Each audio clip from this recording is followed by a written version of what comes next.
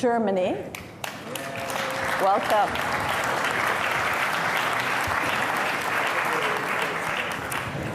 Antony Blinken, Secretary of State, the US.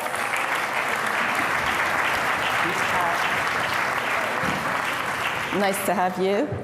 And Subramanian Jaishankar, Minister of External Affairs, Republic of India.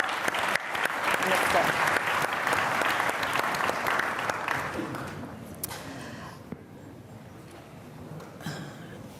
I hope that based on the topic of the session that you will not all agree with each other and we can have some sparks. We have about 43 minutes and I will prepare your questions because I'll ask a few questions and then I'll turn to the audience. Minister Baerbock, I'm going to start with you. Germany's national security strategy calls for expanding global partnerships and is quite open about the multipolarity of the world today. How do you go about it at a time when there are so many divisions, and particularly when increasingly we feel the global South and the Western world are not on the same page? Well, first of all, good afternoon. Very good to have this important session with my dear colleagues. In a nutshell, it's more important than ever because we are not naive. Obviously, there are ruthless actors who don't want to grab up the title of our panel, negotiate the slice of the pie, but they want to rob the whole bakery.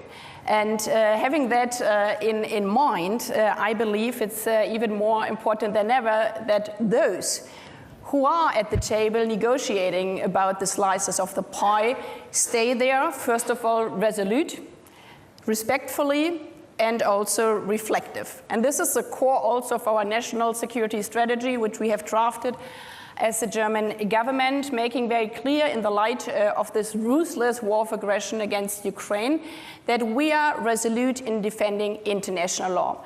It's the best protection for everybody around the world. So there is no question about negotiating whether Ukraine has right of self-defense or not. We all agreed, and not only, I don't like that word, but Western actors, we all agreed in our Charter of the United Nations, there is the right of self-defense, and we all agreed on the Universal Declaration of Human Rights. Having said that, obviously, we have to be respectful that especially within Ukraine, and I think this is the lesson we have learned, and it was very important to speak to partners like India and so many around the world, Brazil, South Africa, we have to be respectful that obviously in this moment when we said we need the whole international security, others asked some questions like, where have you been when we needed you? Or asked some question, so actually what does it mean for the future? Do you also stand with us? And this is, I would say, maybe something new in the attitude, at least from our foreign politics from Europe, to say, okay, we cannot take for granted that everybody just agrees with our European or transatlantic vision. And the third part, I think it's the most easy, but it's the strongest asset for democracies. The strength of democracy, in my point of view, is that we can be self-reflective and self-critical. So asking in a moment when others, for example, war of aggression, we're not saying automatically, okay, we support you, not saying, why don't you get it, but asking ourselves why they cannot support us. And I think this is the critical part, but the most powerful part. And at least, again, in our national security strategy, we try to do it, talking about, for example, our colonialism past. Understanding why South Africa was mentioning the whole time their ties with Russia in the apartheid regime. And being self-critical and saying, oh yeah, not all democracies have stood back in time at their time. And taking that as something where we said, yes, we might have made mistakes in the past, but we cannot change the past, we can only change the future together. I think this is the strength of multilateralism, and we see around the world the majority believes in it. Do you find that increasingly people are questioning more when it comes to, let's stick to Ukraine and we'll get to Gaza in a minute, but on Ukraine, are people coming round to your point of view, or are they distancing themselves more? Well, to see it over the last 2 years, I mean, we've seen the 142 voting in the General Assembly, so it is a majority of states, because most of the countries in the world, like mine, we're not the biggest country in the world. We don't have the biggest military means, and this is for most of the countries. They know that the Charter of the United Nations, the rule of law, is their life insurance. So we see this big majority there. We see also the support. Many have traveled, and I think this is really important to give always the question of war of aggression a human face. It was not that we convinced some other actors in the world by saying, now you have to stand with us. But when delegation traveled to Kiev, and not only Kiev, to Bucha, to Irpin, when they spoke, like we did, to the parents of those where their child had been kidnapped by Russia, then we give this situation a human face, and that's all about. And this is why it's so important to not only talk about state, but we talk about the people, talk about also the question of the rule of law in front of the International Criminal Court, for example, bringing crimes against humanity in front of the court. And there we see again the majority of the states is pushing for that one. Secretary Blinken, there's a feeling that it's more than a feeling. It's what we see happening on the ground, that the U.S.-China tensions are leading to greater fragmentation, and that you're almost competing for, alliances. Who's our ally? And we see this within the UN and various UN institutions, but we just see it all around the globe. To what extent do you feel that you are challenged in your travels around the world on the fundamental questions? Well, first, it's wonderful to be with my friends, wonderful to be back in Munich at the security conference, known among all of us as speed dating for diplomats. But we've done a couple of things, and I'll come quickly to your question. From the start of this administration, we've made an investment, a reinvestment, in our alliances, in our partnerships, and in the multilateral system. We've reinvested, we've re-engaged, we've tried to rejuvenate, we've even reimagined. And the reason for that is simple. It's because it's in our interest to do it. Not a single one of the challenges that we have to face and that are so important to the interests of the American people can we effectively deal with alone, as powerful and as resourceful as we are. And so across the board, we've seen our comparative advantage as having a strong network of voluntary alliances, voluntary partnerships, and if you're not at the table in the international system, you're going to be on the menu. So it was very important for us to re-engage multilaterally, and we've done that. When it comes to strategic competition, and there's no doubt that we have one with China, there are a few things to be said. First, we have an obligation to manage that relationship responsibly. And I think that's something that we hear from countries around the world, and it's clearly in our interest to do so. And that's exactly what President Biden is doing. And when it comes to other countries, the point is not to say to country X, Y, or Z, you have to choose. The point is to offer a good choice. And if we can do that, and I believe we can and we have and will continue, then I think the choice becomes fairly self-evident. Over the last 6 or 7 months, we have engaged in a sustainable way with China. I just met my counterpart Wang Yi here in Munich, but that follows a series of meetings, notably, most importantly, President Biden and President Xi. And I think we brought greater stability to the relationship, not moving away from or ignoring the fact that, yes, we have a competition. There are areas where we are contesting each other, but there are also areas where we can and should cooperate because it's in our interest to do that. One of the best examples of that is the agreement we reached with China on fentanyl, the single largest, the number one killer of Americans aged 18 to 49 is a synthetic opioid, fentanyl. Now we have meaningful cooperation from and with China on fentanyl. That's going to make a difference in the lives of Americans. And you think it is sustainable to have cooperation in some areas, climate being one of them, but to have a strategic competition, the strategic competition that defines geopolitics today and that will go on for a very long time, do you think that is sustainable, that both sides sort of can find rules of engagement. This is where we compete, and this is where we cooperate? Some fundamentals haven't changed. Countries will act in their self-interest. Where we have to compete, we will. Where we have to contest, we will. Where it makes sense to cooperate, we will. And I think you can do all of the above at the same time. But there's something else that's, I think, changed, and it goes back to the first part of the question. The very fact that we've re-engaged and rejuvenated, as well as reimagined some of our alliances and partnerships, along with the investments that we've made at home in the United States, the investments we've made in our infrastructure, the investments we've made in science and technology and chips, the building blocks of the 21st century economy, the investments we've made in climate technology. You put those two things together, investments at home, much greater alignment with partners and allies across the board in Europe, in the Indo-Pacific, in Asia, on how to approach a question as complicated as relations with China. That puts us in a position of much greater strength in dealing with all of the challenges that we have to deal with. Minister Jaishankar, India has more of a multiple choice mindset. Would that be right? From non-alignment to, I think you may have called it, or somebody else called it, all alignment. So you can pick and choose alliances, but you can also pick and choose topics. On Russia, for example, you still buy Russian oil. Is that okay with your counterpart from the US? Everything is, your relationship is fine, you can do whatever you want, whenever you want? Okay. First of all...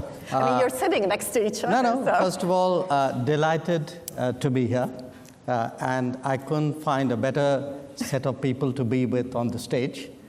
So thank you for whoever put us all together. Your question, do we have multiple options? Answer is yes. Is that a problem? Why should it be a problem? If I'm smart enough to have multiple options, you should be admiring me. You shouldn't be criticizing. Now, is that a problem for other people?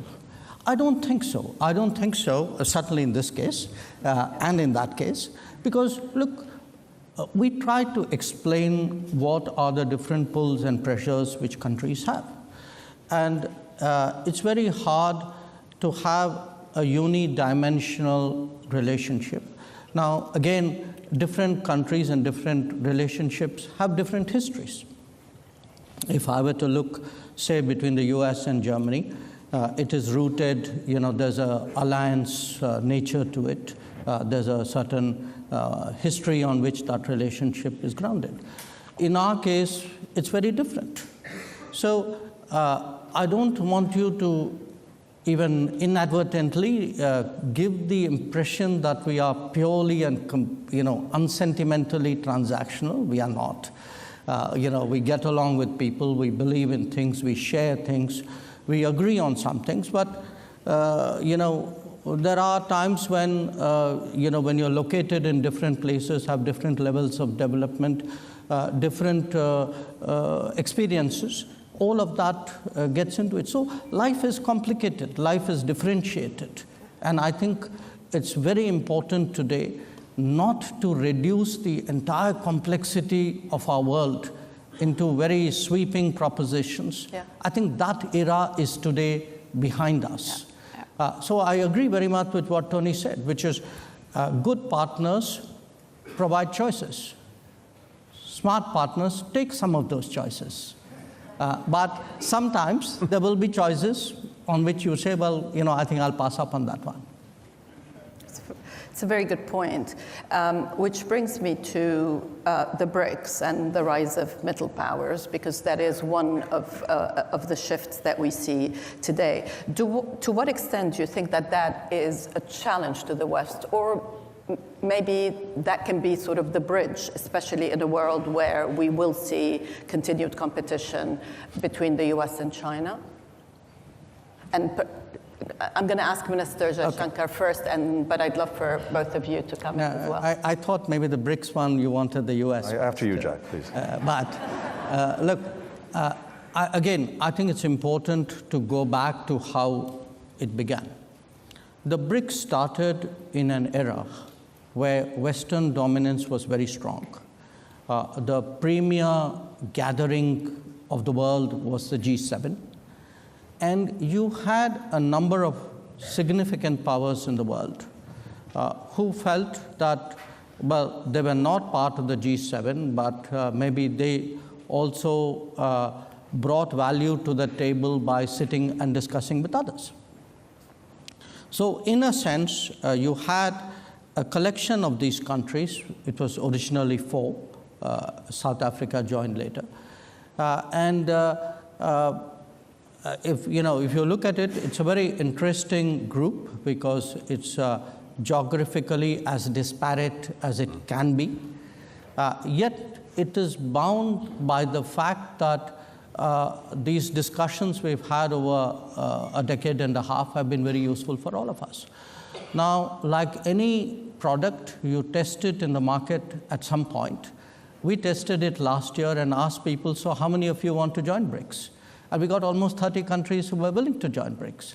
So clearly, if 30 countries saw value in it, there must be something good we've done.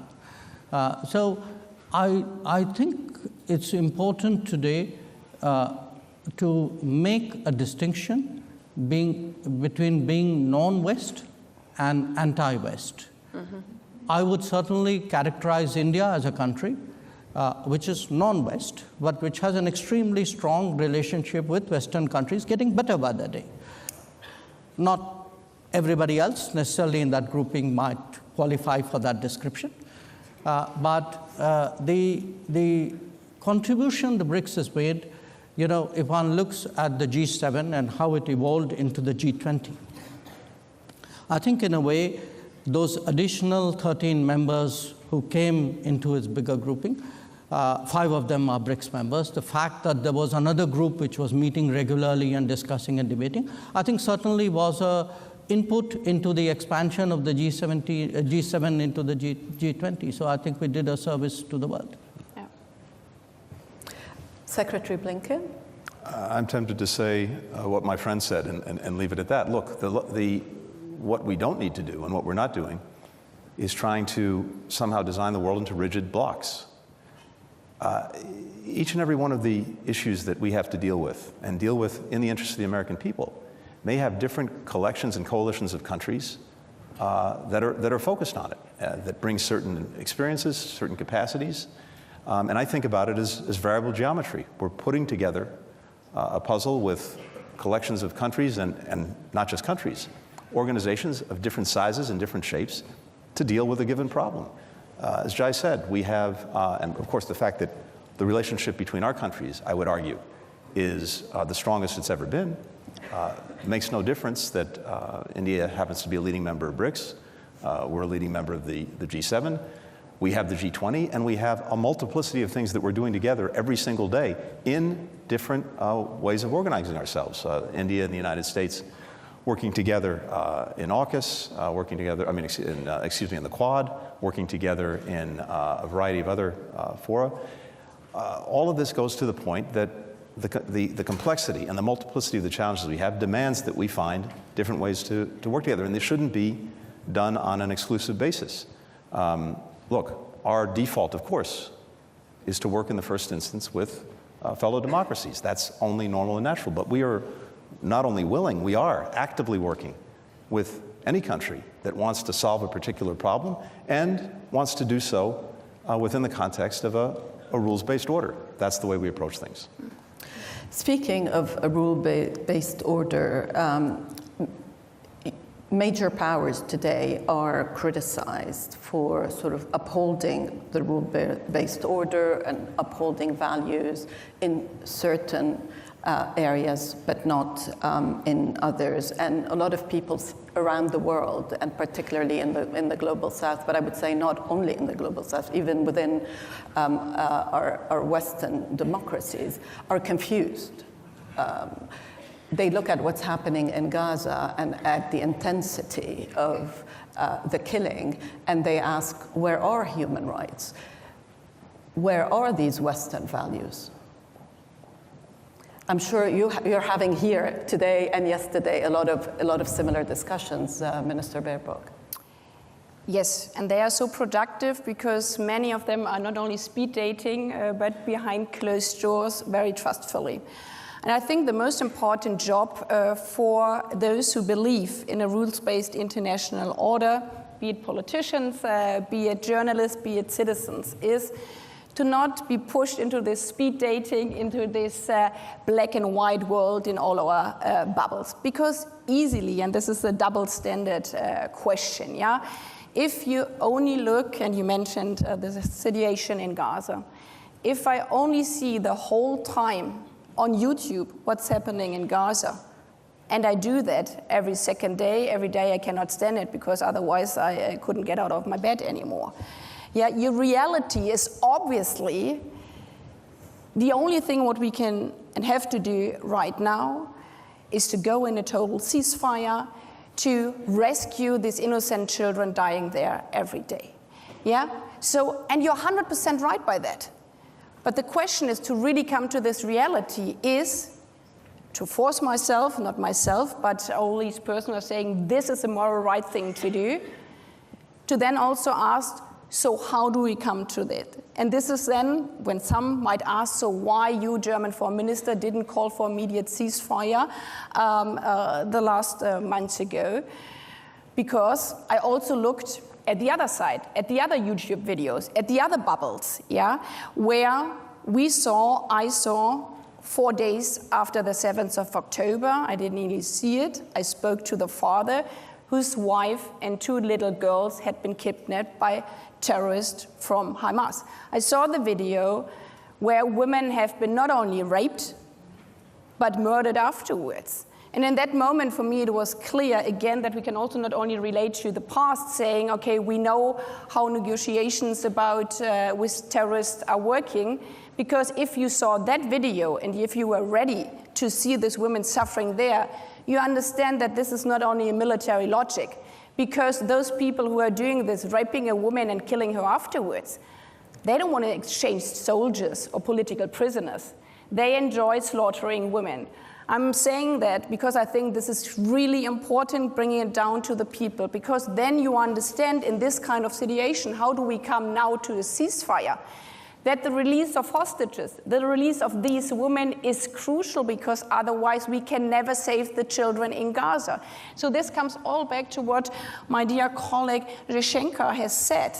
If we're not capable of stepping out of right or wrong, yes or no, black or white, we will, in this world of dilemmas, never do what our job, I would say, the 3 of us here, is to do all the best to rescue people. And this is why we have been working so intensively for those partners, Arab partners, in the last 3 months, to see how we can come together for the most important point right now, freeing the hostages, having a humanitarian pause to bring in humanitarian support into Gaza, and not stopping, even though the headlines are there every day, you cannot fix it anyhow. I think the biggest favor for those who do not care for human rights and the international order is that we are giving up, and that we are not being ready to look at these different topics from our different side. And this is why, at least for me, I would say for all the 3 of us, use our competences, use our channels we are having. And there's, again, diversity is beneficial. If we are not all the same, but if we are trying to solve this horrible war in the Middle East from our different perspectives, then we can also bring security both for the people in Israel and the people in Gaza. I have to say, I fully subscribe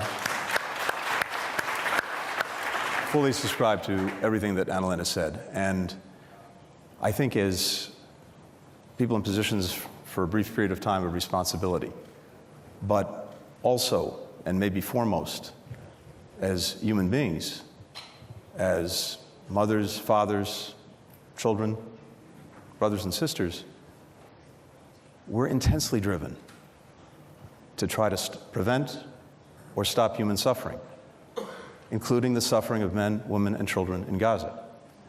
The question is how to do it most effectively, and how to take account of the incredible complexity that Annalena just outlined so well. But there's another element to this that we have a responsibility to do something about. The greatest poison in our common well is dehumanization. And we see that in all directions.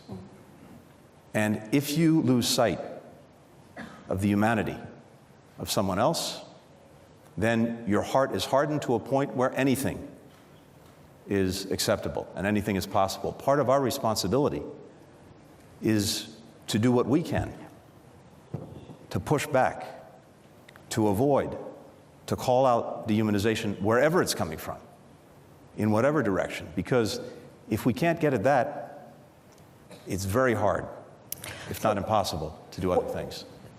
One of the criticism that I think, I'm sure you hear a lot is US policy has, of course, shifted in the last couple of months, but yet you want the fighting to stop, but there is no sign whatsoever that you're not willing to send weapons to Israel, for example. So that also confuses people. You know, when they look at the rhetoric versus the action, what would you say to that? Well, first, we're committed to Israel's security. That's been clear from day one. It remains clear. And we understand and support the proposition that Israel has to find ways to make sure that what happened on October 7th never happens again. So we start there. But we've also said, and not only said, we've acted on the proposition that, of course, the way Israel does that matters profoundly. The way it does it in terms of trying to ensure greater protection for civilians who are caught in a crossfire of Hamas's making.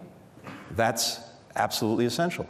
Making sure that people in need get the assistance they need. We are working on this every single day. And as we've seen this evolve over the last 4 months, things have happened as a result of our engagement, our intervention, that I would say probably would not have happened, almost certainly wouldn't have happened without it. But it's not enough. It's insufficient. And that's why we're at it almost literally 24 hours a day. May I add something on that? Yes, sure. Because for the full picture, and this is what we are discussing, and this is a good thing, in these horrible times I'm always trying to see the glimpse of hope at the horizon. The good thing is that over the last 3 months, all these discussions were helpful in a way. First, we didn't have any humanitarian support. Now we have at least a few trucks, not enough trucks, but also from the other understanding, and this is why I totally agree with the security guarantees for Israel. You cannot just say we need a ceasefire and the Israeli government, the IDF has to stop, and then we just wait and see what happens to the regrouping of Hamas. No, we have to give an answer to both legitimate security concerns. So our part of discussion is, for example, in the north. If people go back to the north, how do we, as an international community, secure that Hamas is not regrouping there, misusing against civilians as human protection shield? And this is also part of our common international security response. Minister Jaishankar, what is the view from India? What would you, if you had some advice for your colleagues, what would you tell them? Well, I don't have advice for my colleagues, though I think all of us follow the enormous efforts which Tony is putting in right now. Look, the way we look at it, there are different dimensions, different elements to this. Number one, we must be clear that what happened on October 7th was terrorism. No caveats, no justification, no explanation. It was terrorism. Number two, as Israel responds, it is important that Israel should have been very mindful of civilian casualties, that it has an obligation to observe international humanitarian law. Number three, the return of hostages is today imperative. Number four, there is a need for a humanitarian corridor, a sustainable humanitarian corridor to provide relief. And eventually, there has to be a permanent fix, a long-term fix. Otherwise, we're going to see a recurrence. And I think today, certainly India has long believed in a two-state solution. We have maintained that position for many decades. And I think today many more countries in the world today feel not just that the two-state solution is necessary, but it is more urgent than it was before. Let me take a couple of questions. I think there's a gentleman there, and then there, and there. Okay, three. Let's take all three questions. Actually, we'll take four questions very quickly. Four is here? Yes, four is there. Natalie Tocci, Rome. A question, in fact, both to Secretary Blinken and to Foreign Minister Baerbock. I mean, the logic of the argument of being somewhat reticent on pushing for a ceasefire, as far as I understand, is basically that of saying, well, one needs to make sure that what happened on the 7th of October does not happen again. And so the question that I ask you is, do you think that what is happening now, what has happened over the last 4 months, will actually reduce the chances of what happened on the 7th of October happening again? Will it actually make Israel more secure or not? Okay, so there's... Okay, so Then I thought that question was that side, but okay. Oh, yeah, thank you very much. Alexei Goncharenko, member of the Parliament of Ukraine. Secretary Blinken, you said those who are not at the table are in the menu. Ukraine was at the table in Budapest when we voluntarily gave up our nuclear weaponry. Now we are in the menu. So the question is, what is the way for us? We are confronted with a nuclear power. Either we will become member of NATO, alliance with a nuclear power, or we should restore our nuclear status. I don't see any other option. What option do you prefer, and what you will answer on this? Thank you very much. Okay. There's a question here, a question there, and then we'll do one round. Would that be okay? Yes, I mean, I have said. Yeah, here we go. Thank you. My name is Shafiq Abram from Egypt. My question is to Secretary Blinken. You've invested an incredible amount of time trying to bring a settlement in the issue of Gaza. And at the very same time, we all feel in the region that things can spill over in a very dramatic way. Especially, there are many excuses of why not to have a solution, but to do things step by step. That is not going to work. So my question to you is, sir, why, with all the countries, including the United States, including the UK, just what Cameron has just said, proclaiming a two-state solution is not something the United States puts on the floor now, Okay. and be able to achieve that? Thank you. Thank you. Finally, there's a question there, and then I'm afraid. I have a loud voice. I don't need a microphone. Hello, my name is Masih Ahmadinejad. I'm an Iranian troublemaker for mullahs, and I have a simple question. We cannot talk about global security by forgetting about Iran, by burying the human rights abuse under the carpet. I'm here today with a woman who was in the front line of last year's uprising. She was shot in her eyes. She lost her eyes because of the Revolutionary Guards. So my question is very clear. How we can reach to peace and security in the world without designating the Revolutionary Guards as a terrorist organization, which the United States of America did that, thanks. But why the allies are not following the United States? Okay. The democratic countries are not as united as autocracy, because Islamic Republic is helping Putin, is helping Hamas, all the proxies in Yemen. So as we see, unfortunately, dictators are more united than democratic countries. Do you have any common strategy to isolate Islamic Republic and address Khamenei and his gang of killers the way that you address Putin? Thank you so much. To all three of you, you can pick the question you want to answer. I know one was directed, a couple were directed at Secretary Blinken. So maybe you start. Good. Yeah. So to the question, is Israel more secure now after 4 months after October 7th? I think the answer is in the near term, in the immediate, yes, it is, in terms of dealing with the immediate threat, the horrific terrorist group that attacked it in the most unimaginable ways on October 7th. Is it more secure for the long term? That's a different question. Because the fundamental question we have to ask ourselves is, and Jai mentioned this, how do we make sure that this cycle, one way or another, doesn't repeat itself, whether it's a year from now, 5 years from now, or 10 years from now? I think there's an extraordinary opportunity before Israel in the months ahead to actually, once and for all, end that cycle. And it's because there's some new facts that didn't exist before when there were efforts to make peace between Israelis and Palestinians, starting with the fact that virtually every Arab country now genuinely wants to integrate Israel into the region, to normalize relations if they haven't already done so, to provide security assurances and commitments so that Israel can feel more safe and more secure. At the same time, there are genuine efforts underway, led by Arab countries, to reform, revitalize, revamp the Palestinian Authority so that it can be more effective in representing the interests of the Palestinian people and could be a better partner for Israel in that future. And there's also, I think, the imperative that Jai mentioned, that's more urgent than ever, to proceed to a Palestinian state, one that also ensures the security of Israel and makes the necessary commitments to do so.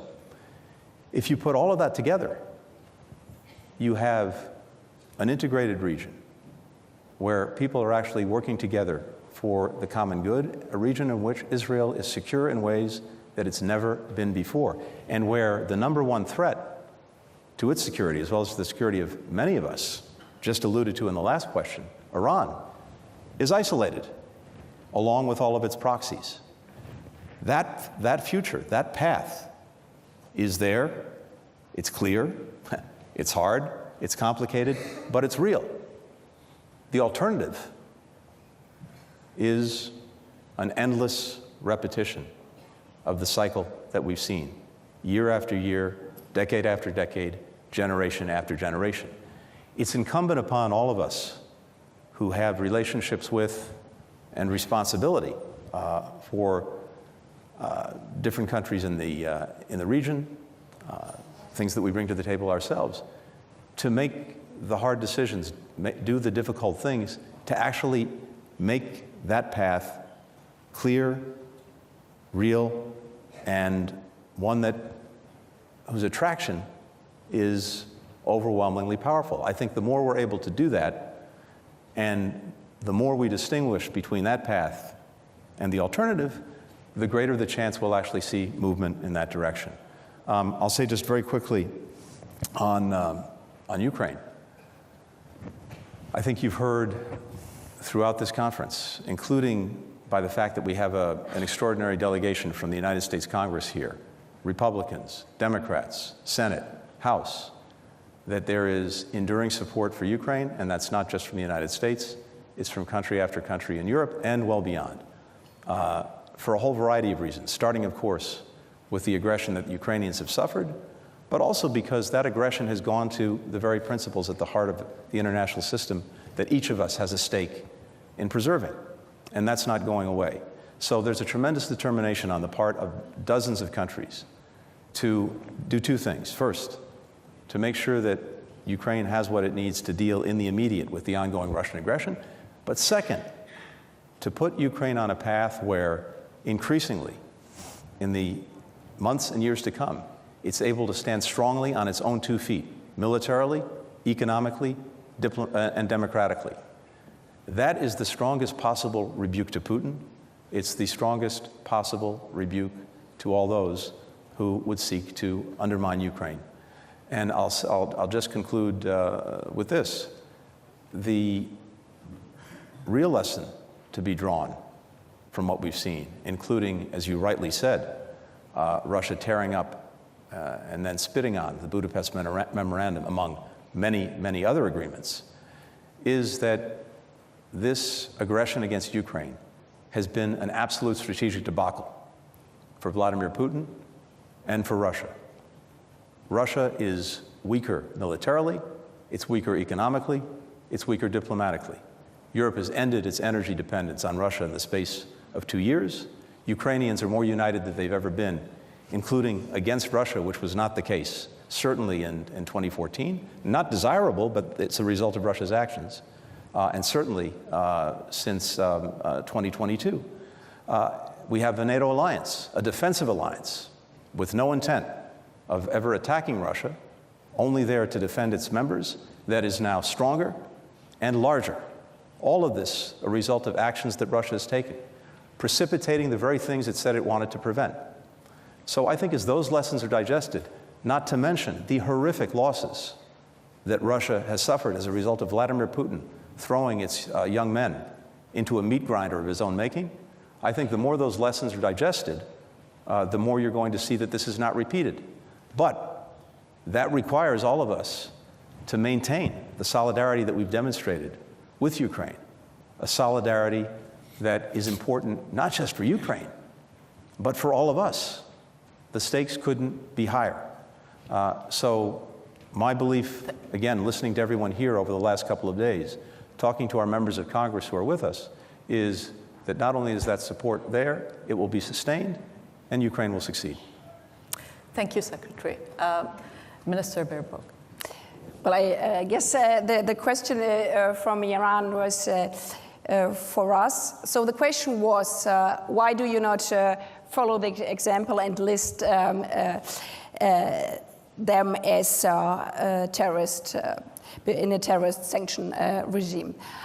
The Revolutionary Guard. We have discussed it quite often, but the quick answer is because I'm defending rule of law, trying without any double standards. And our legal situation in the European Union, and you can like it or not, but this is in which context we are working in our European legal system.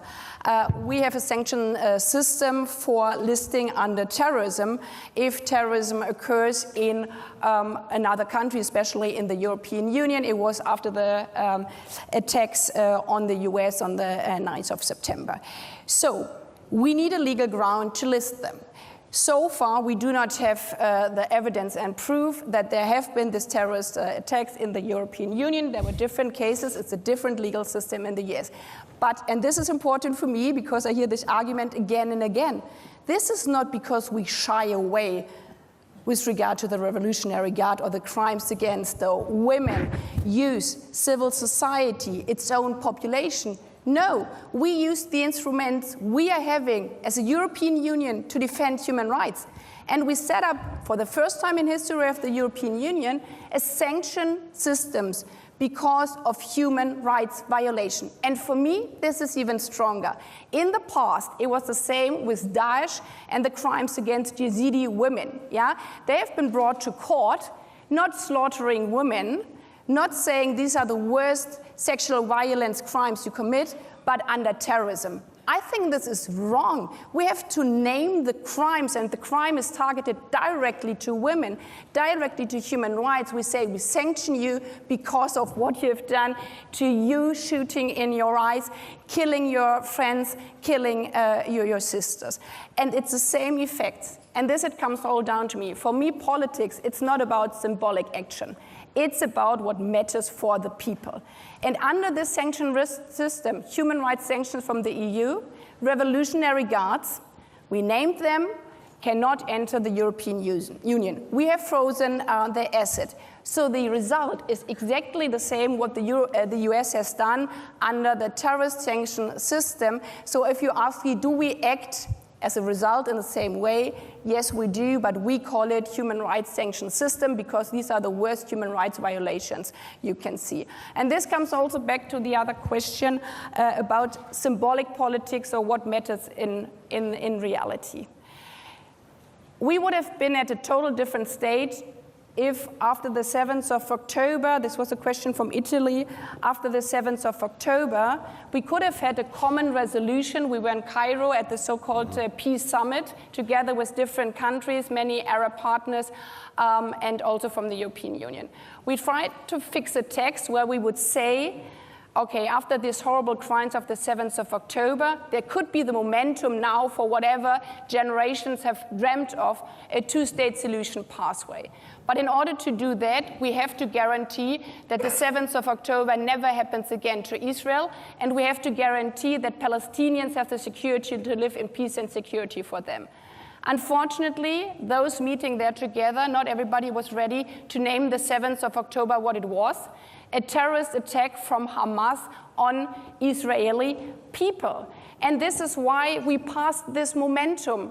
I regret it, but this is how life is. So now again, we have to work again. If we now, after 4 months, where we see that the current situation only brings misery for everybody, if we can regroup again, and this is why what we have described before, for us it's so important to work together as European Union, as the US, with Arab partners to find what we need, guarantees that Israelis can live forever in security, that the 7th of October can never happen again, and the same counts for Palestinian people. It has to be a reversible path towards a two-state solution, and this is our job, which we have to do right now, and we can only do it together with the different partners. Neither the US, definitely not Germany, but also not one Arab country alone can go this path. We have to group and unite together for the peace in the Middle East. Inshallah, as they would say in the Middle East. So I'll just take a minute. 1 minute, yes. I think a very large number of countries, especially of the global south, believe that terrorism shouldn't be countenanced or justified, but they equally strongly believe that a two-state solution should not be delayed.